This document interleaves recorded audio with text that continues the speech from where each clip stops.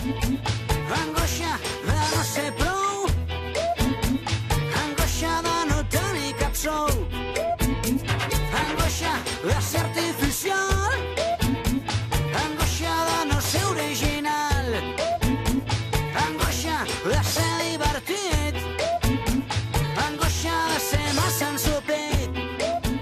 Hola, benvinguts com sempre al programa Singulars. Avui no els parlarem de magnituds econòmiques, ni del dret a decidir, ni de la independència.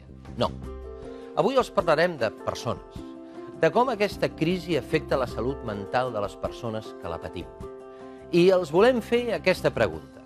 Si en lloc de ser educats per tenir i competir, ho fóssim per ser i compartir, seríem on som?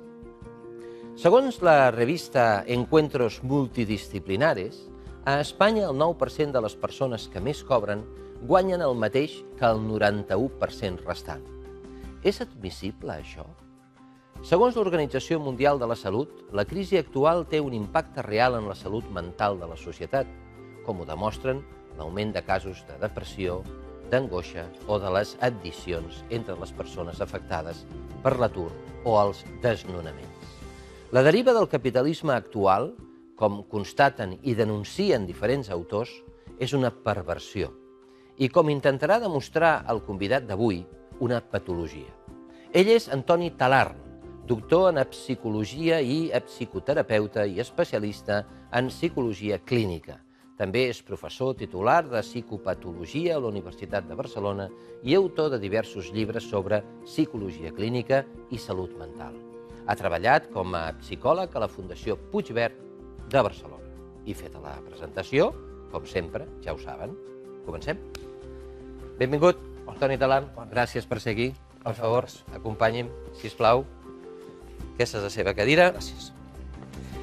Abans que vostè ens mostri la presentació, el Prezi Style, que ja en diuen, deixi'm fer-li un parell de preguntes, sisplau. Endavant. Doctor, segons el diari El País, a Espanya hi hauria 3,2 milions d'aturats, segons l'EPA, l'enquesta de població activa, sense cap prestació ni subsidi. M'explica, doctor, com es deuen sentir aquestes persones aturades, sense futur, i sense que la societat els pugui prestar ni una mica d'ajuda? No és difícil imaginar-s'ho. Es deuen sentir molt malament i jo crec que el sentiment fonamental que deuen tindre és el sentiment de que han estat i estan agredits. Agredits. Agredits. Quan després parlem dels desnonaments, veurem que aquestes situacions tan extremes d'atur sense ajuts o de desnonaments i altres podrien ser equiparables amb el que en psicologia o en psicopatologia anomenem un trauma, una agressió que posa en qüestió la nostra identitat, la nostra entitat, la nostra supervivència física i mental o social. Aleshores, molt probablement es senten molt agredits i això fa que s'experimentin sentiments de diversos tipus, com després podrem parlar. Però em sembla que el quid de la qüestió és que això és una agressió. Per dir-ho d'una altra manera, ens és molt fàcil entendre que la víctima d'un atemptat terrorista, per exemple, després de passat aquest atemptat, se senti molt malament, no? Doncs això és exactament el mateix. Perquè aquestes persones que s'han quedat sense feina o que han estat desnonades, la immensa majoria d'aquestes persones no ha fet res per mereixer aquesta sort. Al contrari, durant molt de temps han estat fent allò que se'ls demanava, que és treballar i col·laborar i pagar les seves hipoteques i estar en la societat. De cop i volta, sense que aquestes persones hagin tingut cap responsabilitat amb allò que ens està passant a nivell global, aquestes persones, les més vulnerables, pateixen aquests efectes. Això no té altre nom que terrorisme econòmic. És una situació d'una violència molt gran i amb la qual les persones probablement senten que tenen molt poca defensa. Per tant, la situació, doncs, en aquest sentit, és dramàtica perquè és una situació de violència, d'agressió i d'una falta de respecte cap a l'altre molt gran. Parlant d'agressió, que se senten agredits, l'any 2012, segons el Col·legi de Registradors, hi va haver un desnonament cada 15 minuts a Espanya. Jo he llegit, i si m'equivoco li demano perdó, que per una persona perdre la casa és quedar-se, entre cometes, despullat al carrer. En tot el que això significa. És així? Probablement, efectivament. Els estudis que tenim sobre... No en tenim gaires, d'estudis dels sentiments i de les emocions que experimenten les persones que han patit un desnonament, però probablement és així, pel que sabem. Pateixen absolutament tots el que nosaltres anomenem trastorn per estrès posttraumàtic, després comentarem amb una mica més de detall. I aleshores, clar, hem d'entendre una cosa, a l'atur, fins i tot amb aquelles persones que estan aturades i durant un temps tenen garantida una prestació substitutòria, és a dir, tenen garantida uns diners, fins i tot aquestes persones estan patint, perquè la feina, per la majoria de la gent, no és només un recurs que obtenim per obtindre diners. La feina és un organitzador psicològic, és un organitzador social. Amb la feina organitzem el nostre temps, també una part de les nostres relacions, organitzem les nostres despeses, part de les nostres ambicions. Aleshores, clar, quan es perd la feina, doncs això se'n va en borris. Si a sobre no tenim la prestació, doncs encara més. I si, a més, perdem la llar, aleshores, què ens queda? Què ens queda? Què ens queda? Doncs això, quedem despullats. Quedem despullats. Això, quan parlem de l'impacte psicològic de la crisi, si em permets, sempre és lògic, anem a pensar en aquelles persones que estan patint més, que són justament els aturats sense prestacions i les persones que pateixen un desnonament. Ara bé, els efectes psicològics de la crisi es deixen sentir amb la immensa majoria de la societat. Encara que no estiguem a l'atur i encara que puguem pagar la nostra llar. Només hi ha un petit sector de la societat que no sent aquests efectes perniciosos de la crisi, que són aquells que els hi va bé. És a dir, quan tu parles amb algú, si li va molt bé, diu que les coses van bé, que el sistema funciona. Ara, si parles amb la immensa majoria de la gent, et diu aquest sistema no funciona. És un ordre econòmic que provoca desordre social. Doctor, i la consciència d'aquells que vostè deia que tots els va bé, on és quan veuen que hi ha gent que es capbussa en els contenidors d'escombraries? Doncs la consciència d'aquestes persones i d'aquells que prenen les decisions perquè això passi està en relació amb la sensibilitat social. Molt probablement aquestes persones tenen un nivell molt elevat de consciència, ara l'explicaré en quin sentit, però un nivell molt baix de sensibilitat social. Molta consciència social implica que un està molt enganxat a les normes, a les lleis, a la llei escrita. I aleshores aplica aquesta normativa amb molt poca, com és el cas, amb molt poca sensibilitat social. I això és el que permet que hi hagin situacions que són absolutament legals, però des d'un punt de vista humà molt poc legítimes. Molta consciència, molta rigidesa, molta norma i molt poca sensibilitat. Aquesta combinació de molta consciència, de ser molt estricte però molt poc sensible, dona lloc a actituds que són feixistes, per dir-ho d'alguna manera. Molt poca consciència i molt poca sensibilitat dona actituds psicopàtiques. Jo faig el que vull, no m'enganxo res, però molta consciència, en aquest sentit de la normativa, i molt poca sensibilitat dona lloc a aquestes situacions. Doctor, vostè ens ha fet una presentació que vostè mateix ha titulat La deriva del capitalisme i la salut mental. Ens l'explica, sisplau? I tant. Endavant, per favor. La pantalla, i aquí té el comandament, i vostè mana. Molt bé. El que no entengui, jo li pregunto. Molt bé.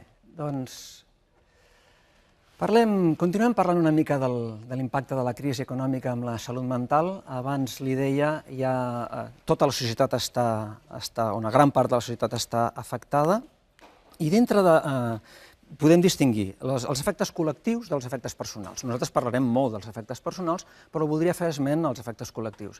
Els efectes col·lectius d'aquest impacte, d'aquesta crisi, es podríem dividir en dues sèries. La sèrie internalitzant i la sèrie externalitzant. Què vull dir? La sèrie internalitzant són aquells sentiments que tenen a veure amb la culpa, amb la por, amb la depressió, amb és responsabilitat meva el que m'està passant, amb un sentiment que no puc fer res, allò que comentàvem abans. Aquesta és una sèrie de sentiments que es veuen en algunes persones. Afortunadament, i a mesura que la crisi l'anem entenent una mica més i en podem parlar una mica més i la gent comencem a tindre les idees una mica més clares, apareixen els sentiments col·lectius externalitzants. Ràbia, indignació, solidaritat, accions comunitàries, plataforma contra els desnonaments. És a dir, no ens quedem només amb ui, és culpa meva i amb aquest individualisme, sinó que tenim aquests efectes també col·lectius. Això també es deixa notar, i es deixa notar molt. A Catalunya el sobiranisme com a efecte externalitzant està molt present. Això serien els efectes col·lectius. Anem a parlar una mica dels efectes personals. Els efectes personals es donen, lògicament, amb aquelles persones que, com dèiem abans, estan patint més els efectes de la crisi. I aquí parlarem dels riscos, que són riscos i són efectes, per la salut mental, tot i que podríem parlar també dels efectes sobre la salut física, però la meva feina és parlar de la salut mental. Bé, doncs, el primer estudi que els porto és un estudi publicat a l'European Journal of Public Health, molt recent, que parla de l'increment del percentatge de consultes i de diagnòstics que s'ha observat amb atenció primària abans i després de la crisi. Abans amb color verd, després de la crisi amb color més fosc. És un estudi molt potent, perquè tracta amb més de 13.000 pacients, 3.200 metges i les 17 autonomies de l'estat espanyol. I les xifres em sembla que són ben clares. Un increment del 19,4% del diagnòstic de depressions, 11% d'increment amb la distímia, que és una depressió d'un altre estil, però és de la sèrie depressiva, un 19% amb el que nosaltres anomenem trastorn d'ansietat generalitzada, nervis, inquietud, malestar, un 7,3% amb els trastorns d'expressió corporal, és a dir, quan nosaltres sentim una emoció, a vegades aquesta emoció ens produeix mal de cap, ens produeix mal de panxa, ens produeix suor, ens produeix inquietud, ens produeix que no... Doncs trastorns d'expressió corporal, 7,3%, atacs de pànic, crisis d'angoixa, 6%, i abús de l'alcohol, un 5%. La conclusió és claríssima. Abans de la crisi els índexs eren importants, perquè sempre són importants de patiment mental, però després de la crisi han augmentat d'una manera molt considerable. S'agreuja i molt, no? S'agreuja i molt. I aquest és un estudi inqüestionable perquè treballa amb una mostra realment extraordinària. Home, 3.200 metges, 17 autonomies i 13.860 casos. Casos, sí, seguits abans i després de la crisi. Per això és un article que s'ha publicat en una revista de molt de prestigi. Passem a veure el que succeeix a Catalunya. El que succeeix a Catalunya, aquestes dades són, hem d'agrair aquestes dades al doctor Josep Moià i a l'Observatori de Salut Mental i Comunitària de Catalunya. És un estudi més modest, més humil a nivell de mostra, però molt ben treballat a nivell qualitatiu, i ens diu que el percentatge està fet amb 88 professionals i unes quantes comarques catalanes, ens diu que el percentatge d'augment de consultes i diagnòstics són 11% anhedònia i apatia. Anhedònia és una sensació terrible que és res del que m'agradava ara em fa el pes, em fa patxoca, res m'interessa. Té a veure amb la sèrie depressiva. Res del que m'agradava ara em fa il·lusió. 11%. Ideació suïcida, després parlarem abastament del suïcidi, 15%. Deteriorament, no dels vincles i de la... Perdoni, això és el percentatge que ha augmentat, igual que l'anterior. Igual que l'anterior, abans i després de la crisi, aquesta vegada és aquest percentatge que detecten els professionals. 15% d'idea de suïcidi. D'ideació suïcida. A Catalunya. A Catalunya, 15%. Deteriorament familiar, tensions familiars, dificultats dintre la família, 12%. I un punt molt important, que no està en altres estudis, perquè normalment en psicopatologia no es considera, la sensació de pèrdua de control, allò que dèiem abans, s'han quedat despullats, i jo deia, i a més no han fet res, i no sabem què podem fer per controlar aquesta situació, perquè aquesta situació sembla que la controlen altres persones, un 19%. Sensació explicada al professional de salut mental, estic perdent el control de la meva vida. Això seria equiparable a un sentiment d'indefensió? Sí. Faci el que faci, Exactament. faci el que faci, jo no tinc el control, Exactament. i em faran el que vulguin? I tinc poca capacitat de resposta. No sé si tothom coneix el sentiment, la idea d'indefensió, no? No sé si valdria la pena explicar-la, no? Digui. La indefensió, quan es va començar a parlar d'aquest concepte, es treballava en un laboratori on es posava un animal en un espai on, quan se'l castigava d'alguna manera, l'animal podia saltar a l'altre espai. Aquest animal ràpidament aprenia que movent-se evitava el càstig. Si li tancaves la porta i l'animal no podia sortir d'allà, al principi es desesperava, després que li passava es quedava quiet i acceptava el càstig passivament. Indefensió apresa. He après que no puc fer res per defensar-me. Podria tindre que veure amb 19%, 19% d'increment. Irritabilitat, 8%, simptomatologia depressiva inespecífica, 11%, i simptomatologia d'ansietat, que tindria que veure amb allò que comentàvem abans del malestar, les preocupacions, un 10%. Els riscos de la situació a Catalunya. Vull dir que passa el mateix que la resta de l'Estat. Doctor, permeti'm, m'ha de mirar una mica més a mi, si no et dona l'esquena a l'audiència. D'acord, perdó. No demani perdó, és senzillament els condicionaments del mitjà, d'acord? D'acord. Endavant, per favor. Bé, parlàvem abans dels desnonaments, i jo deia que els desnonaments són una situació en la que és un trauma, no? I aquest és un estudi publicat, fet públic per Ramis i altres autors que tenen a veure amb SADE, amb la col·laboració de Càritas, i han treballat amb una mostra molt petita, però molt ben estudiada. Han trobat coses curioses. Per exemple, totes les persones que pateixen un desnonament expliquen que viuen no pas com una ajuda tot allò que és públic. Ho viuen com un obstacle. L'INEM, la sanitat, l'Ajuntament, ho viuen com un obstacle. No ho troben eficaç, no ho troben d'ajuda, mentre que sí troben com una ajuda tot el que són els sistemes comunitaris de suport. És a dir, les plataformes. Exacte. Però no les institucions, diguéssim, públiques que ens haurien de protegir d'alguna manera, no? Ja que nosaltres som el seu sostén. I a més també hem trobat... És curiós, eh? Molt curiós, sí. És curiós que les persones que pateixen un desnonament posen creu i ratlla a les institucions públiques, que teòricament són per defensar-nos, i en canvi se'n vagin a trucar a la porta als que veritablement els ajuden, que són les plataformes. I no oblidem que les institucions públiques viuen del públic, és a dir, tots nosaltres, no? Sí. Bé, doncs aquestes persones que han patit el desnonament, a més experimenten els símptomes del que nosaltres anomenem trastorn per estrès posttraumàtic. Reaccions de por i d'impotència davant d'altres coses, i una cosa molt important i que és molt fàcil d'entendre l'angoixant que pot ser. Es tenen problemes per dormir i es reviu la situació del desnonament. És a dir, se'n van a dormir i somien o s'imaginen o de cop es veuen immersos en aquella situació on l'agència judicial, la Guàrdia Urbana, els Mossos d'Esquadra, la Policia Nacional es presenta a casa, tenen que salir d'aquí, llévenselo todo, etc. Aquells moments ho reviuen. Sensació d'allunyament emocional, de que sí, tinc una família que m'estima, però estic com una mica com si m'hagués convertit en un suro. Problemes de salut diversos, estem parlant de la salut mental, però també n'hi ha de salut física, i canvi d'hàbits i rutines. És a dir, pateixen els símptomes del que anomenem trastorn per estrès posttraumàtic. Aquesta agressió és viscuda com un trauma i deixa seqüeles psicològiques que són difícils, que en molts casos es cronifiquen, fins i tot encara que hagi passat la situació. Parlem de suïcidi? Quan parlem de suïcidi hem de ser prudents, perquè les dades de suïcidi tenen moltes particularitats. Les dades de suïcidi abarquen a tota la població, no ens expliquen els motius, no ens expliquen tampoc els intents de suïcidi, que probablement són molts més que el nombre de suïcidis, i quan parlem de l'atur ens passa el mateix. Les dades de l'atur són oficials, varien segons si són de l'EPA o de l'INEM, però fetes aquestes puntualitzacions, què tenim?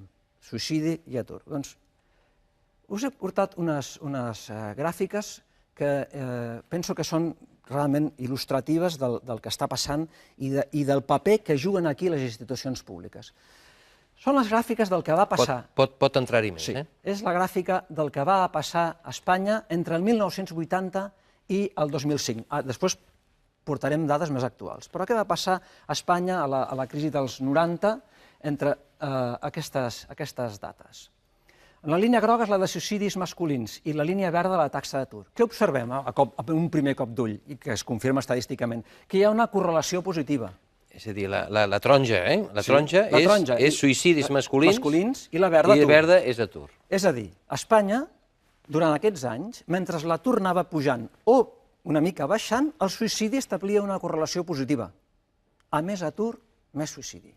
Més atur, més suïcidi. Quan l'atur va començar a baixar, el suïcidi, poc o molt, va baixar. Sí. D'acord? Molt bé. Correlació positiva. D'acord. Què va passar en aquests mateixos anys a un país notablement diferent com és Suècia? Taxa d'atur, color rosa. Taxa de suïcidis masculins, color marró.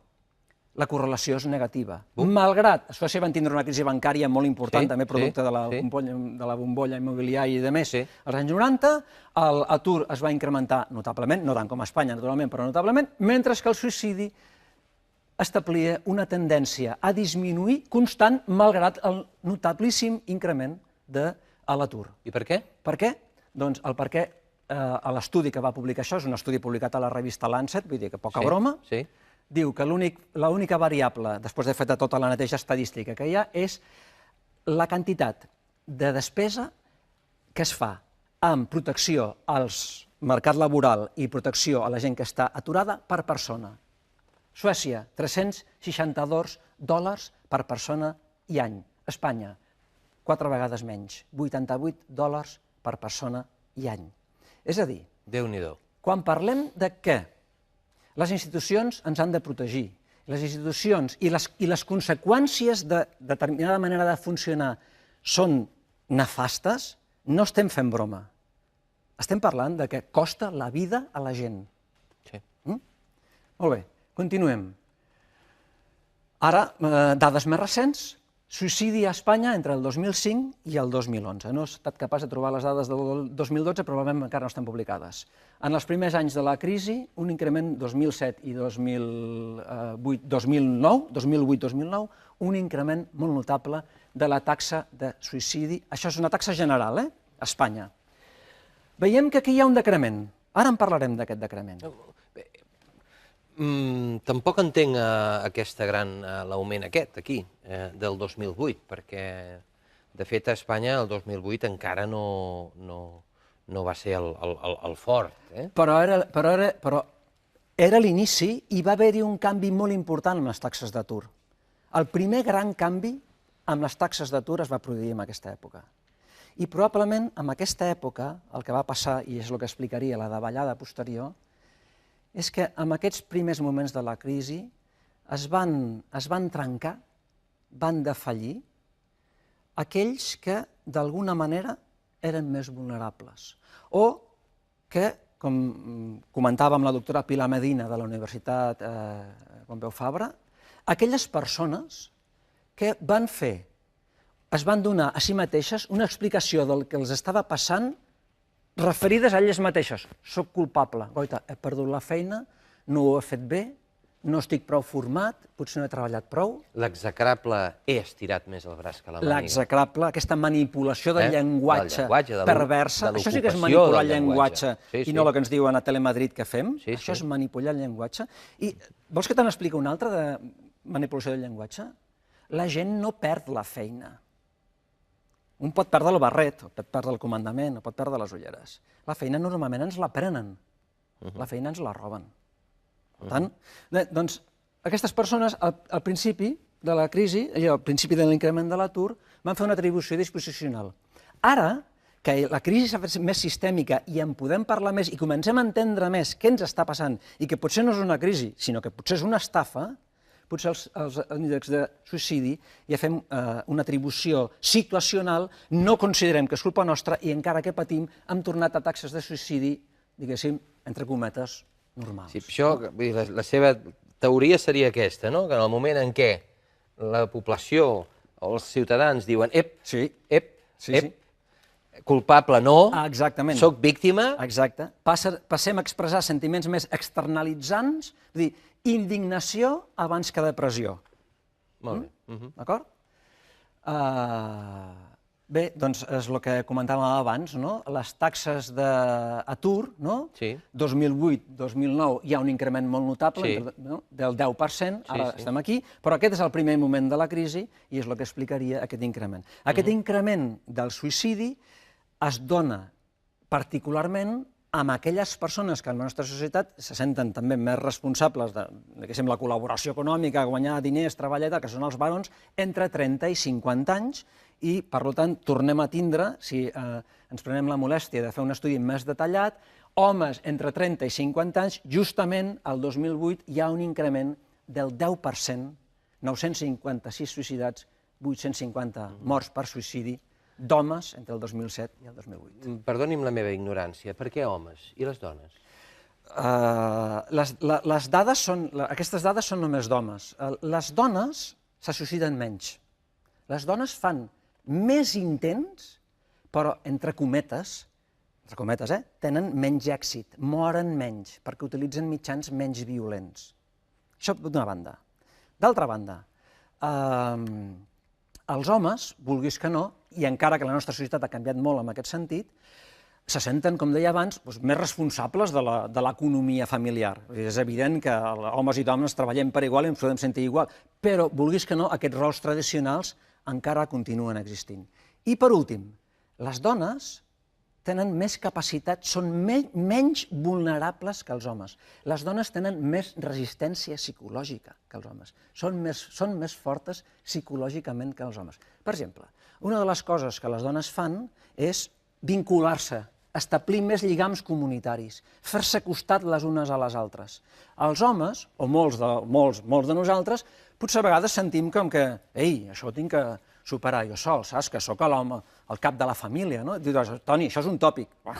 O no és un tòpic, eh? És a dir, que per això sembla que l'increment... És a dir, que la dona explicaria més a una companya què li passa. Sí. I l'home, en canvi, no sé com dir-ho, li faria vergonya? O li faria vergonya, o s'ho voldria superar ell sol, o no buscaria tant el suport dels altres, o se sentiria més ofès... Sí, podríem dir alguna cosa així. La dona estimularia més altres recursos. Endavant, per favor. D'acord. Bé, doncs, dit tot això, podem fer unes petites conclusions sobre els efectes psicològics de la crisi. Els homes, com dèiem, són més vulnerables que les dones, hi ha riscos d'alteració de la dinàmica familiar, per exemple, ha augmentat també l'increment del maltractament cap a les criatures perquè els pares estan molt tensos, i aleshores, què passa aquí? El que dèiem abans, la crisi no només afecta els que l'estan patint directament, sinó a tothom, no? Per exemple, molta gent t'angoixa, el sentiment d'angoixa, del que pot passar, mentre que els que ja els hi ha passat tenen els sentiments depressius. Angoixa és i sí, mentre que la depressió ve quan ja m'ha passat. El síndrome del supervivent, això ens ho expliquen els pacients, ens ho expliquen gent, persones que treballen en una gran empresa i que veuen que cada divendres un o dos companys de taula són cridats al departament de personal i són despedits. Aquella persona, a la setmana següent, el divendres, comença a pensar i si em toca a mi, què és el que no he fet bé? Síndrome del supervivent. Dintre de les alteracions de la dinàmica familiar trobem coses molt curioses. Per exemple, el que anomenem separacions ajornades. Parelles que se'n donen compte que la seva relació de parella no funciona, que s'ha acabat, que s'haurien de separar i no poden perquè no poden fer front a les despeses de la separació. Separacions ajornades. Una separació sempre és motiu de tristesa, però no poder-se separar no és gaire bona. Persones, els més afectats, persones entre homes, sobretot entre 40 i 60 anys, i amb un gran risc pels joves, ja sabem com està a la joventut avui en dia, l'atur que hi ha, de perdre la seva autonomia i les seves possibilitats. D'acord? Efectes psicològics de la crisi.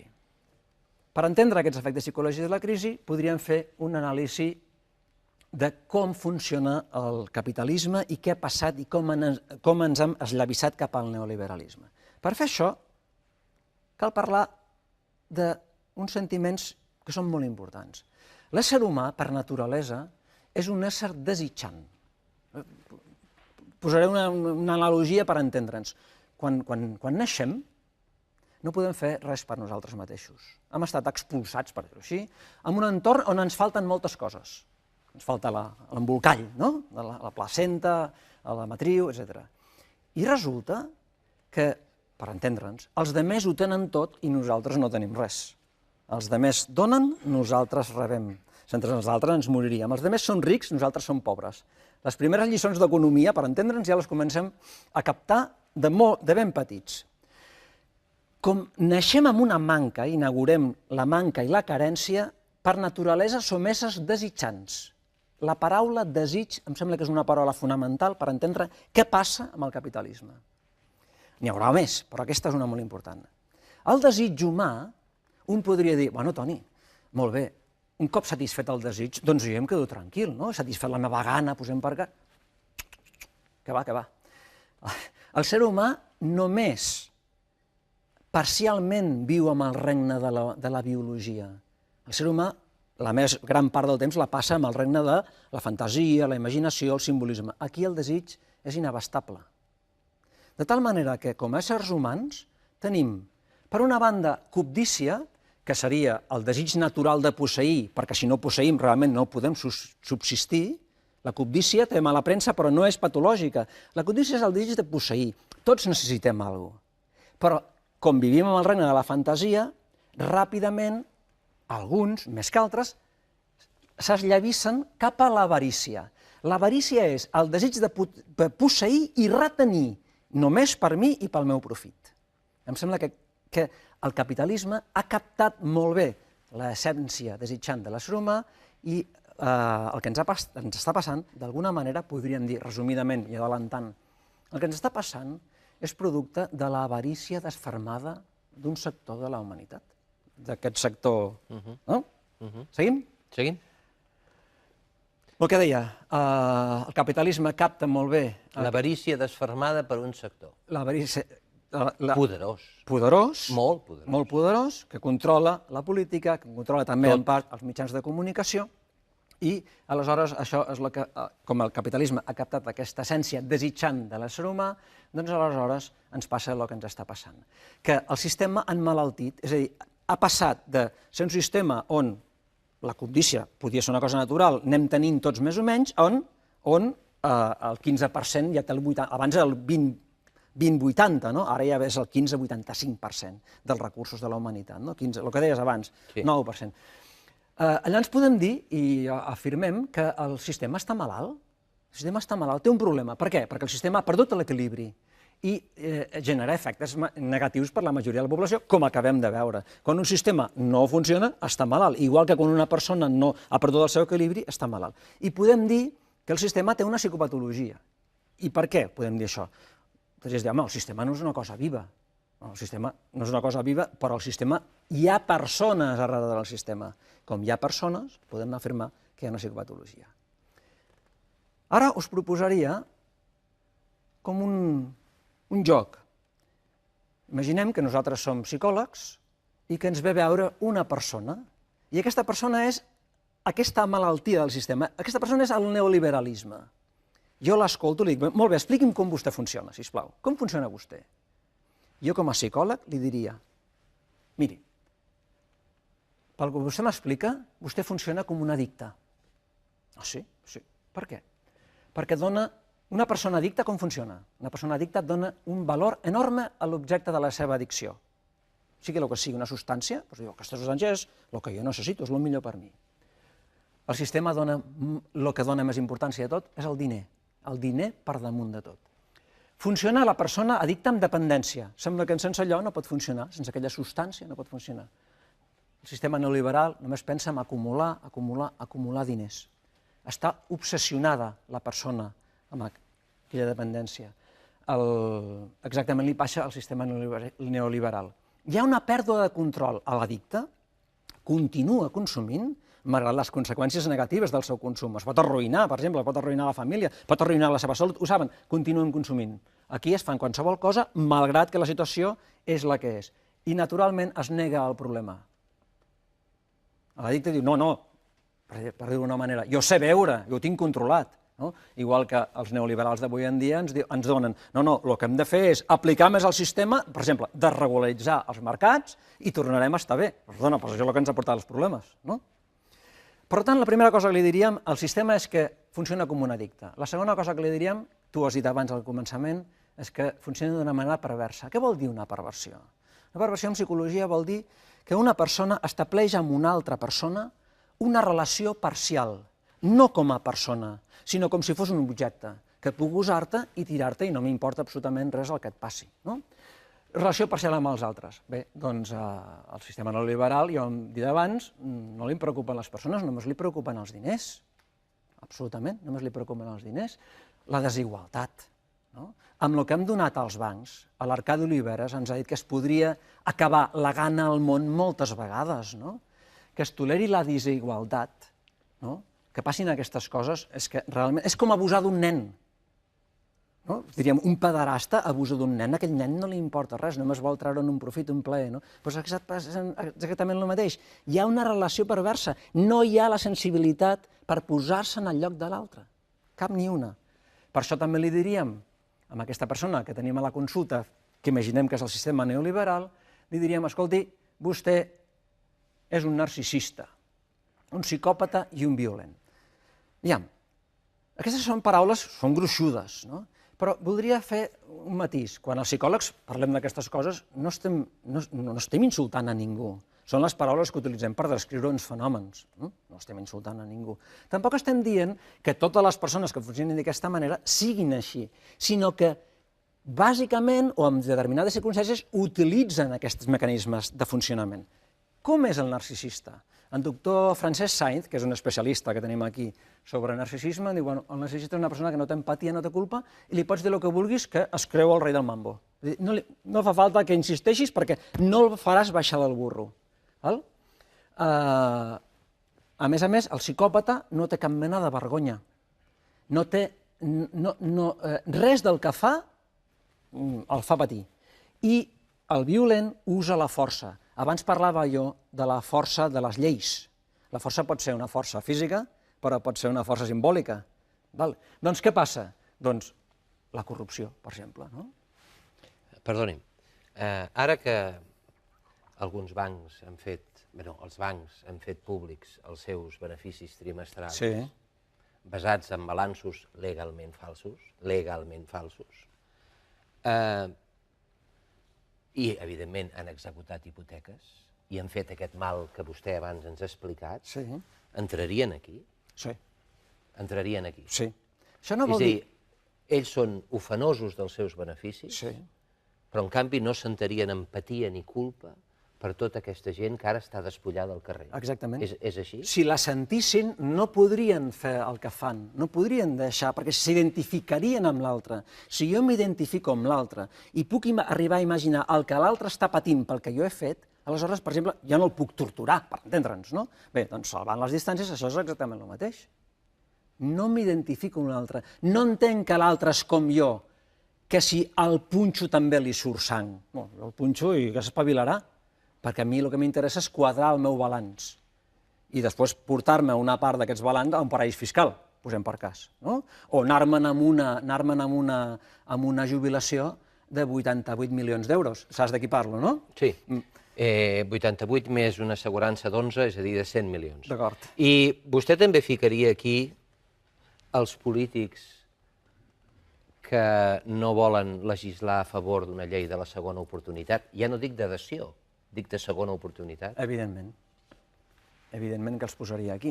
I insisteixo, no estic dient vostè és un psicòpata, no, estic dient que funcionen amb trets d'això. Després, potser a casa seva són persones excel·lents, però fan una separació amb la seva ment, fan una dissociació. Amb una mà fan una cosa i amb l'altra fan una altra.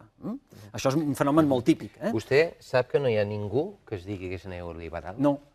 Vostè sap també que hi ha liberals honestos i bones persones que protesten quan s'utilitza el terme neoliberalisme perquè entenen que és culpar el liberalisme de tot el que està passant? Sí. Aquí ningú se sent identificat. Però per què ningú se sent identificat? Perquè la culpa és la més lletja i ningú vol ballar amb ella. Aquí ningú se sent identificat. Aquí ningú es fa responsable. Ara, només cal parar l'orella i veure què està passant, no? Quan la senyora Soraya surt somicant, dient que ha posat 6.000 pisos a disposició dels desfavorits, no? Quan a Espanya hi ha entre 3 i 5 milions de pisos buits, no? I somica dient, esto nos podía pasar a todos, no? Això és un ús del cinisme, per dir-ho d'alguna manera, extraordinari. No? Quan es retalla la llei de dependència, s'acaba de retallar aquesta setmana en 1.000 milions, i les persones que estan en una cadira de...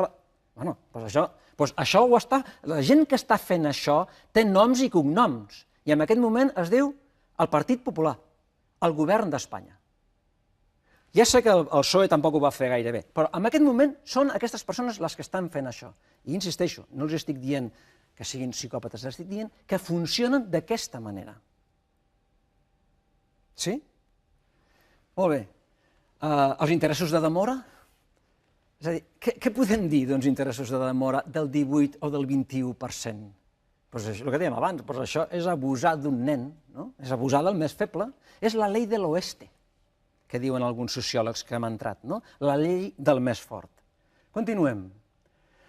Per últim, també podem dir, amb aquesta persona que ens ha vingut a veure, escolti, vostè funciona com un psicòtic. Com funciona un psicòtic? Un psicòtic funciona... Una psicosi és un problema molt llarg d'explicar, però a vegades el món intern s'imposa sobre el món extern. Llavors tenen fantasies. Jo puc anar al teatre, imaginar-me que m'agradaria ser actor, i si la meva fantasia és aquesta, oi, que bé m'ho passaria sent actor. Si em deixo imposar per la meva fantasia al meu món intern, potser pujo a l'escenari. Bé, fantasia, deliris de megalomania, és a dir, jo puc fer-ho tot, i irracionalitat. La fantasia és el creixement il·limitat. I la insistència, hemos de volver a crecer. Perdona, és impossible tornar a créixer, o si ho tornem a fer, tornarem a estar igual dintre de 4 dies, perquè no hi ha planeta que suporti aquest creixement. I vull parar-me a la irracionalitat. El sistema, aquest senyor que ens ha vingut a veure, senyor neoliberal, vostè funciona d'una manera irracional. Li demostro per què? Li demostro per què. Què diríem d'una persona que no aprèn de l'experiència, que trapussa una vegada... S'entrebanca. Una i una altra vegada a la mateixa pedra? Doncs això, que no aprèn de l'experiència. Per exemple, no hem après res de les crisis anteriors? És aquesta la primera crisi que tenim? Ni de lluny. La bombolla immobiliària, a Suècia va haver-hi la burbuja del tulipan. És a dir, les agències de qualificació... A Holanda. A Holanda, però el que he dit? Sí. A Suècia. A Holanda va haver-hi la crisi dels tulipans. Agències de qualificació, sabem que van tindre un paper molt important. No ha passat res, continuen treballant, ens continuen donant informació, continuen obrint les telenotícies. No fa previsions, només pensa a curt termini. Sabem, per exemple, que quan es privatitza alguna cosa és més car i funciona pitjor. Continuem privatitzant. No sempre. No sempre, però bastant sovint. Si no, que els expliquin als metges de Madrid què està passant ara amb la privatització de la gestió sanitària. Per què les persones ens estem apuntant cada vegada més a les mútues sanitàries? Perquè ens en donem compte que el sistema públic està defallint. Retallades. Per exemple, si retallem amb educació, amb recerca, això serà pa per avui i gana per demà. Sector immobiliari. No fa previsions, només pensa a curt termini. Va haver-hi una època a l'estat espanyol que es van construir més pisos que als Estats Units. 47 milions d'habitants a Espanya, 312 milions d'habitants als Estats Units. A ningú se li va ocórrer que això era una bombolla que algun dia petaria, era relativament fàcil de veure, i ja es va veure en el seu moment, i va haver gent que va dir-ho. Per cert, el nostre il·lustre ministre d'Economia, Luis de Guindos, el 2003 va dir en Espanya no hi ha burbuja immobiliària, el 2003. Bé. Són una colla, Ja. Rebutja la realitat d'una manera grollera. Estem globalitzant, és a dir, exportant un sistema insostenible. Costis més, sisplau.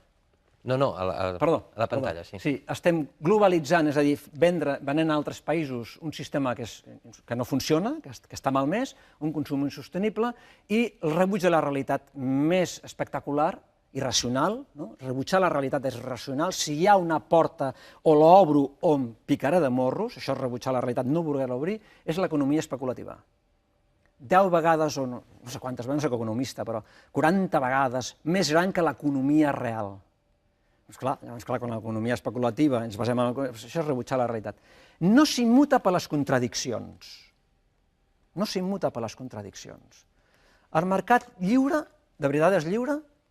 Jo crec que en moltes coses el mercat no és lliure, no? Les grans corporacions, energia, no? Per exemple, no? Comunicacions, el mercat no és lliure, està controlat per oligopolis. No? El mercat l'hem de deixar lliure, diuen, perquè desregulat arribarà a un equilibri, ja estem veient en quin equilibri ha arribat.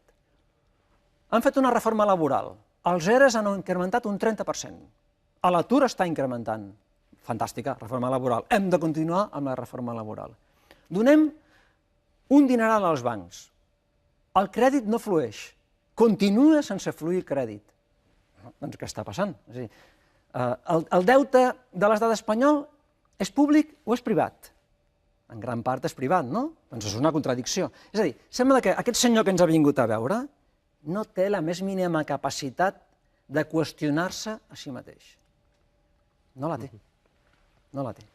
Avanci, doctor, que pateixo pel temps. Molt bé, i per últim, com a forma d'irracionalitat, fanatisme i radicalisme. Hi ha un pensament únic. El pensament únic és el tancament del discurs. El discurs està tancat. Qui el tanca?